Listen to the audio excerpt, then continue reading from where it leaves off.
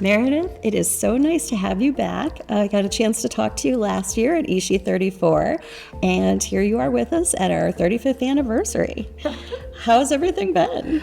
Very busy, but it's great to be back. It's kind of a little mind-blowing to me that I'm like speaking again. I can't kind of believe that, but yeah, I'm looking forward to it. It's wonderful to be back here with you. We're so happy to have you. For our new viewers, maybe you could give us just a little bit of your background. Absolutely. So I am a professor at the University of Montana, where I run the Snow Molecular Anthropology Lab, also known as the SMAL.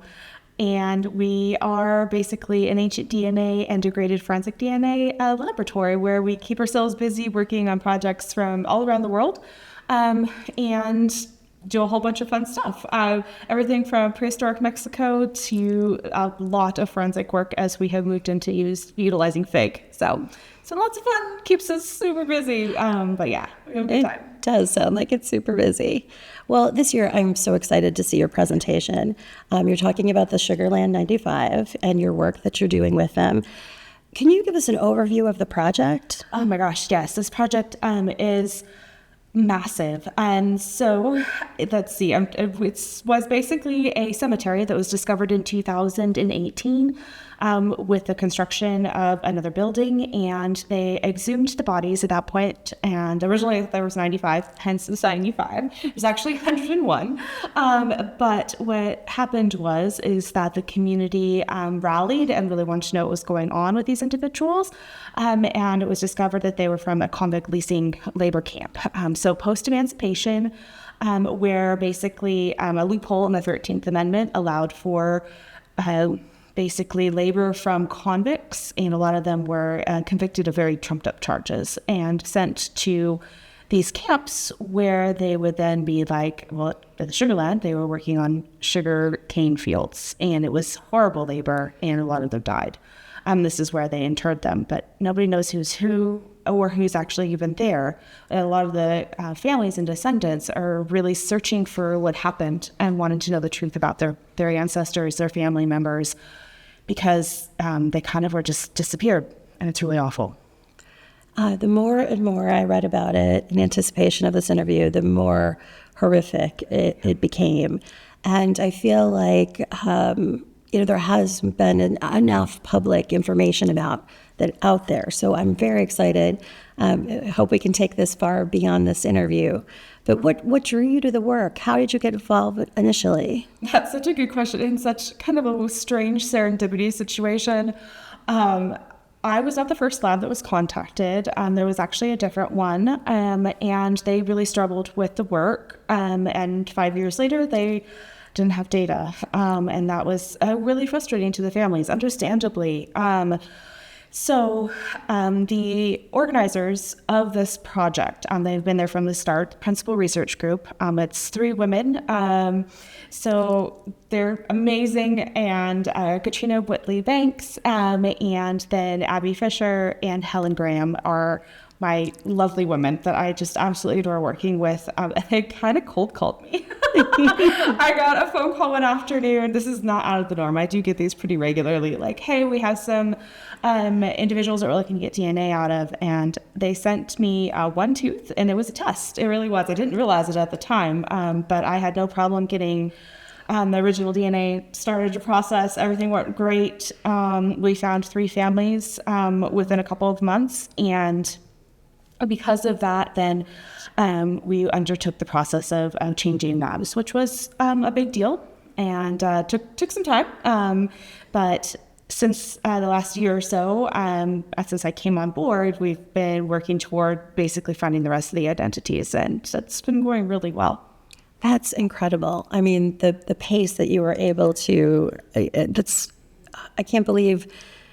I don't know, did you say 5 years to 3 months? I mean, that's just a remarkable, I like it that it was something that was very much in our wheelhouse, right? Like, they kind of came to me and I was like, oh my gosh, this is exactly what I do already. So, Well, let's talk about that. You have a lot of experience with degraded DNA, and obviously we're talking about seriously degraded DNA, more than a century old in, I think, all of the cases. Yeah. Mm-hmm. No, definitely. At the very least, a century.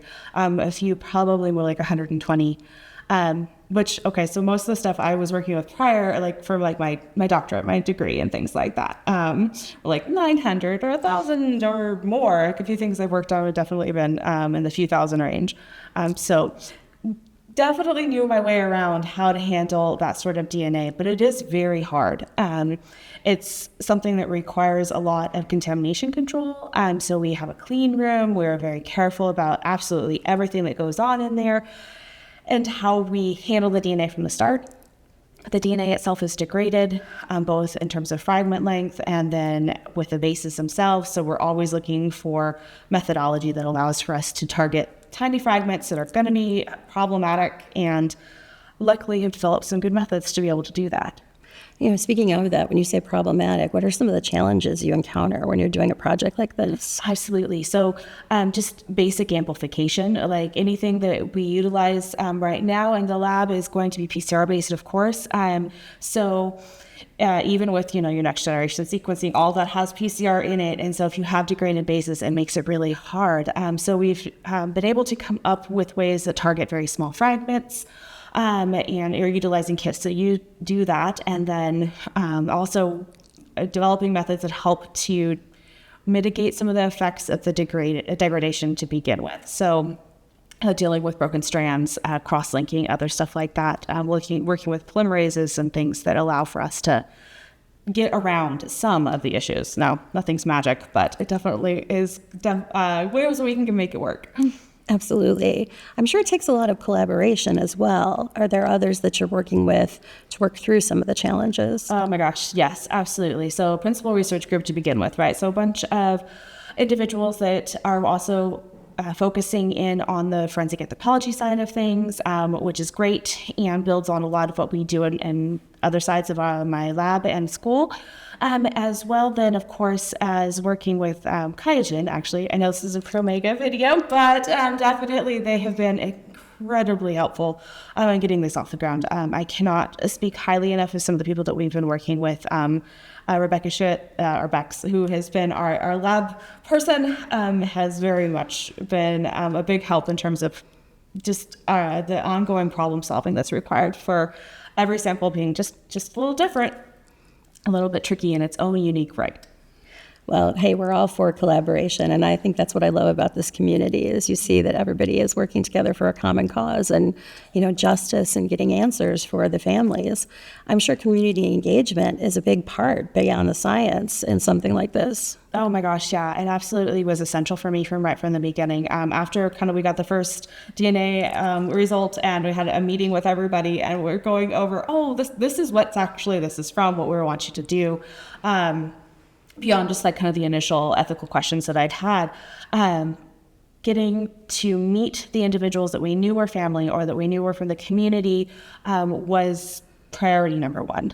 So definitely something that I was very much engaged with from the beginning, and have been really, really lucky to have everybody's support to work through this process. I've spent a lot of time talking with people, giving little mini presentations here and there, putting stuff online so that people can go watch everything from some silly TikTok videos that I put together to some stuff we put up on the website, which is more like a formal presentation on this is how this works. So that the communication goes both ways, where I can educate what I'm doing and then also learn from them about their families, about what they want to know and how they would like to honor their family members through the work and the identity restoration. That's incredible. And so what has the reaction been, and how have people found you and you have found other descendants? How does that happen? I think people would be interested to know. Right? No, definitely. And honestly, I'm not the front line on the reaching out and talking to people. That's definitely PRG. So I'm the let's find what we can from the data, and then we have our genealogists who are amazing and have been doing so much work, especially the last few weeks. I am greatly indebted to them for being able to come prepared to this conference. And they have asked to be anonymous, otherwise I would be giving them kudos. But I definitely have found that, working together and doing all these sorts of research projects with them to ensure that we're communicating and constantly putting stuff out has been a really big help, and really helped with the families that we know of to understand what's up. Now, as we continue this project, there's definitely going to be new individuals brought in who will then be contacted by PRG and asked if they would like to continue. It's very much something that is on their decision-making process. I recognize that some people feel concerned about some of this. Absolutely. It's hard news to hear what might have happened to an ancestor of yours. And so all I can do is provide the information, and then hope that through that, people can really realize the strength that these individuals had to have to withstand what they dealt with in these horrible camps, and hope that lends strength as opposed to maybe misgivings or other issues that can potentially arise that we've been haven't seen yet, but have been a little bit worried about. Well, and that makes sense because, of course, you want to honor the memory, and there are many ethical considerations. Yes. So, you were just alluding to that. How, what have you come up upon, or what are you preparing for in that sense? Absolutely. So, yeah, there's been, there was a piece in the Houston Chronicle. It was a couple of months ago. I can't remember now. It's all time is meaningless. Yes, there's some individuals who, not understanding the process, have definitely raised concerns about, say, an ancestor being placed into a database who would then help in the conviction of a modern-day individual, which is absolutely understandably something that individuals would be concerned about. Of course, that's not really how the process works in terms of utilizing individuals' DNA from the past and using that for a network today, that they're not placed in that sort of database. So what we're trying to do is educate again and just make sure that everybody understands that. And then, of course, individuals being very concerned about privacy and having individuals be placed into more public spaces when that may not be what individuals want. So we've been very, very careful about how we present information, how we go about alerting family members when we do identify new individuals. And so far, everybody's been just so excited, I think, to learn about. And from the Zoom meetings I get called into, which we have every month or two,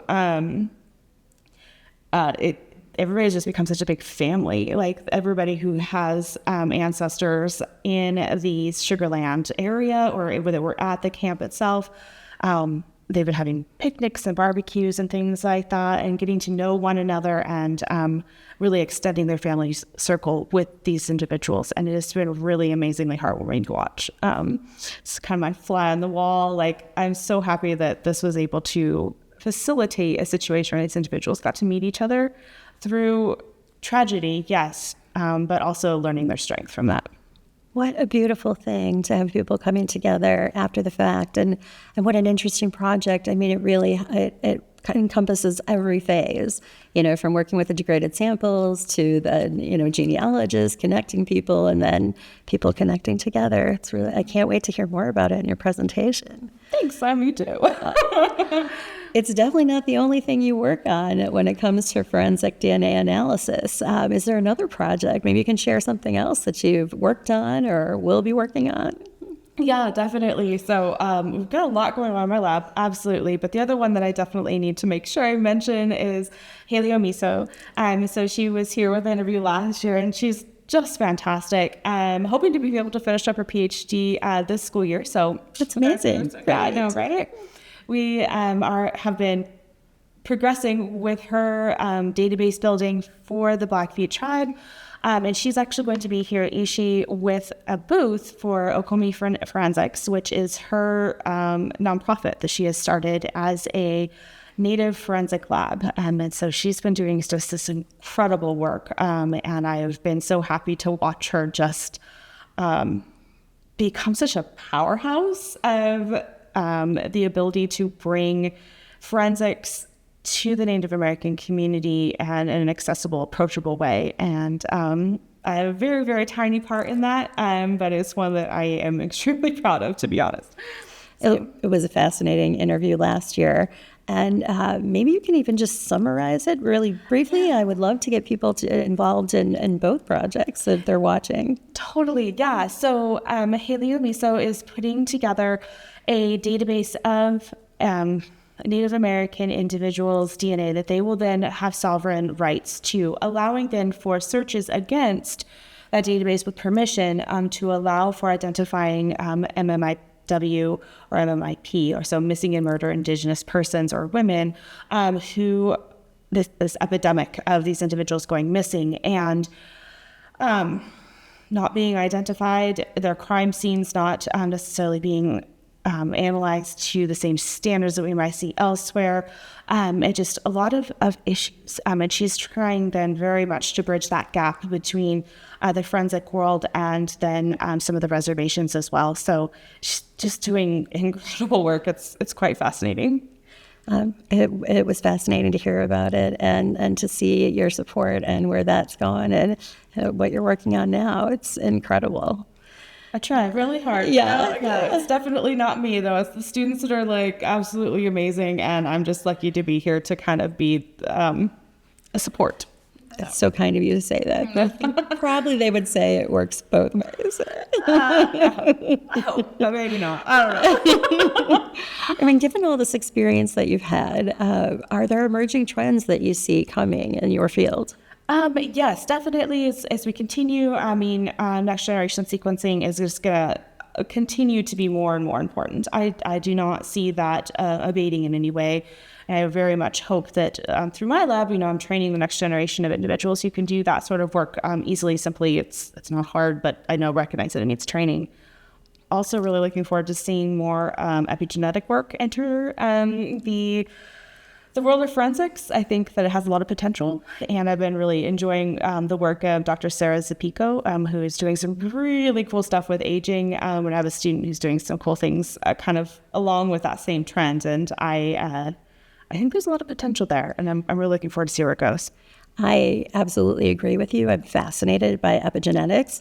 Maybe you could just give a quick summary for anybody who's watching who doesn't quite know what it is. Totally fair. So as we go through our life and through different experiences, and natural and unnatural, of course, but aging being the big one where I'm seeing this play out the most, is the methylation patterns, or how our genes are turned on and off, is kind of how I think of them as little light switches, are going to be altered naturally through time. And so what we see is a pattern of methylation, particularly as individuals age, that can actually be then assessed, allowing for age of death to be estimated far more accurately than what we can do morphologically. So when I go and look at the skeleton, I can utilize a variety of different methods to be like, well, this is how old they were. Once you hit adulthood, it's kind of these very large, like, well, they were an adult. And that's not super helpful sometimes. But with this testing, it's possible then to actually look at how the pattern of light switches, if you want to think of it that way. Gosh, that's the most basic. Please don't hate me for it. Anybody who's listening to this, who knows what I'm talking about. No, we have a wide audience, so I think that's good. I think that brings other people in who might be thinking about the field. Yeah. But it allows for us to be able to really hone in further into especially adult age of narrowing it down. And I think the last talk I heard from Sarah was she's down to 2 years on teeth, which is kind of mind blowing, especially when I'm very well versed in the morphological stuff, and man, it's 30 years. So that sort of window is amazing to narrow down. It's incredible what happens just year to year. When you think about what's happened in a decade, it's beyond what anyone could have imagined, I think. Totally. Yeah. I know. She's so excited. Well, you cross some interesting lines because you're working on academic research, but then you also have some high-profile forensic cases that become part of it. How do you balance the two and make that work? That's a great question. I was looking at that earlier, and I was like, "Oh man, Sorry. no, it's an excellent question." I was like, "Yeah, how do I balance that sometimes? I'm not very well. I try really hard, but yeah, definitely. I do run. I joke that the snowstorm, right, of all of my graduate students. And I'm very, very blessed with amazing people I work with. And that's how I handle a lot of it. Not a lot of delegation. Delegation is always good. It never hurts. Yeah. Let's go back to degraded DNA. What do you see coming next in the field? Oh my goodness. I think that our methods are just getting better and better. With being able to establish methodology that is allowing for us to analyze degraded DNA, I'm like looking and seeing like single cell sequencing get more and more effective, especially with degraded DNA. We're toying with tinkering with that in my lab. We've definitely started a few little things here and there. We tried it like a decade ago. Gosh, maybe not quite that long, but still, it didn't have a whole lot of success, but things have changed leaps and bounds. And obviously with the ability to bypass PCR, you lose some of the issues with attempting to get at low quantity DNA and degraded DNA. So that would definitely be super amazing. I would love to see it get better, and I know that there's a lot of people working on it, so we'll see. I think that would be super, super fun. Well, I hope I get to talk to you about that in the future. Yes, we'll see. We'll definitely see.